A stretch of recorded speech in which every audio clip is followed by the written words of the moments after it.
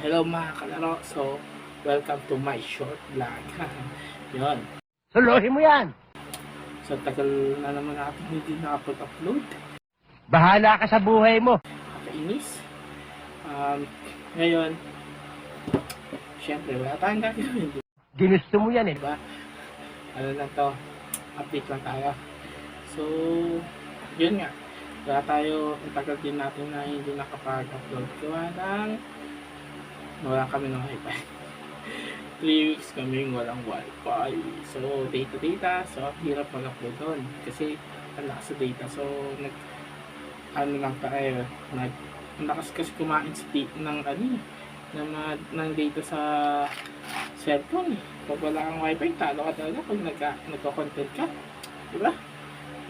So, i-clear ko lang kaya na wala kami ng wifi kasi hindi kami nagtutunan. Gawa ng, ano lang,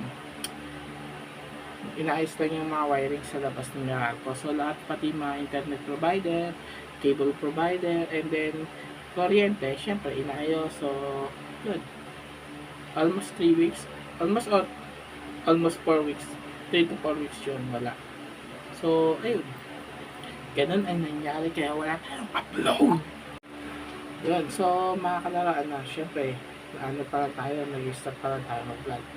Sabi, ang muna natin ginagamit sa pag-vlog is yung camera.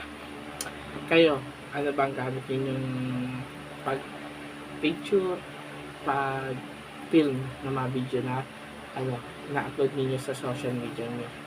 So, ako, cellphones. Yun, bali, dalawa ang cellphone ko, so, yung ginagamit ko ngayon for recording is cellphone din, tapos ito pangalawa. So magkaiba kasi sila ng linaw pati na capture ng camera. So kaya itong ginagamit kong recording, ayoko lang magsabi ng brand kasi hindi naman po ito is sponsor. Yun po. So yun po ang first na ginagamit kong camera sa ngayon.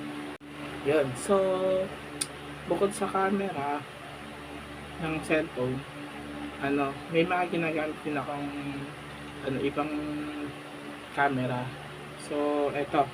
Nakatago isa dito at yung isa dito. Yan. Parehas sila camera. So, unboxing natin na pareho. Unbox natin. Yun. So, kaya kaya may dalawang camera kasi tayo dati medyo gala tayo before pandemic, nag out of town, nag-hiking, yun.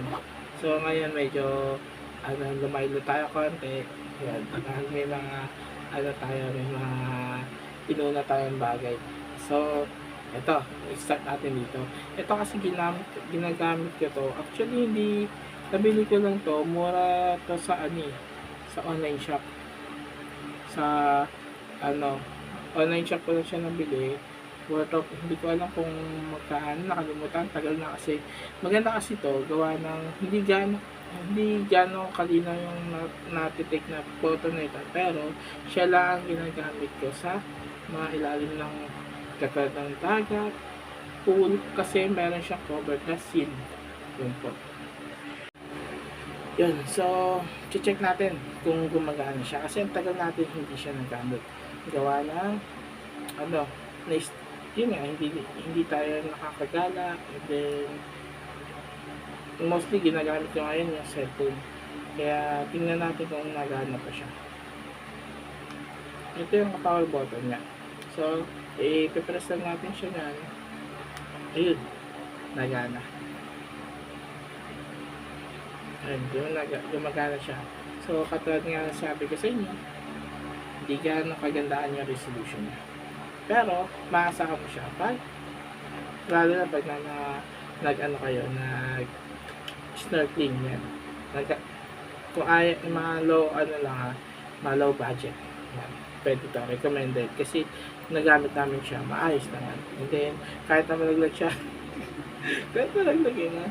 nalaglag siya sa hindi mo pagsisisiyan kasi mababa na yung presyo. Yun nga lang, pagsisisiyan mo, hindi ka nakapag-filming, di ba? Hindi ka nakapag-record. Yan. So, next natin check yung sa camera. So, ito, yun nandito. Ito, medyo recently, nagagamit ko siya. Pero, fix na naman siya na itago. Ito yung charger niya. So, medyo pricey lang naman to. Binili ko siya yung nag-ano kami, na Puerto Galera. And, yun. Hindi sayang.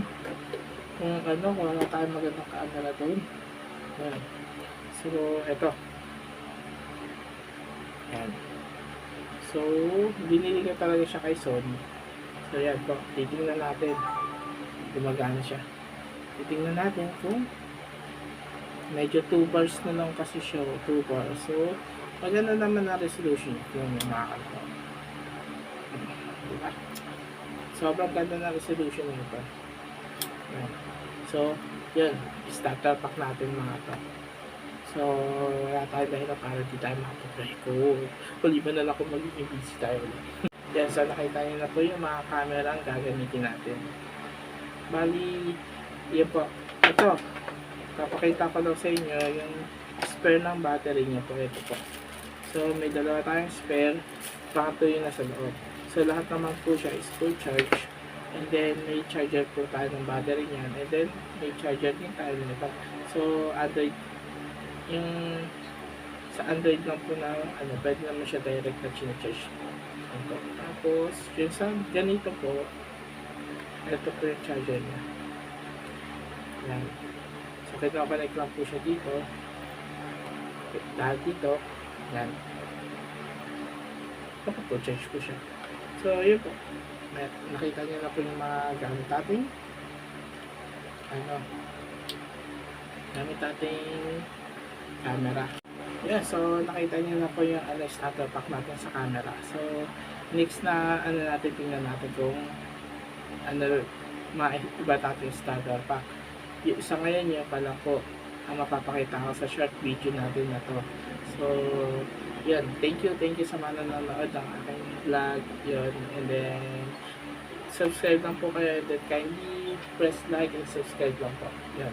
Maraming salamat and thank you for watching my short vlog. Thank you.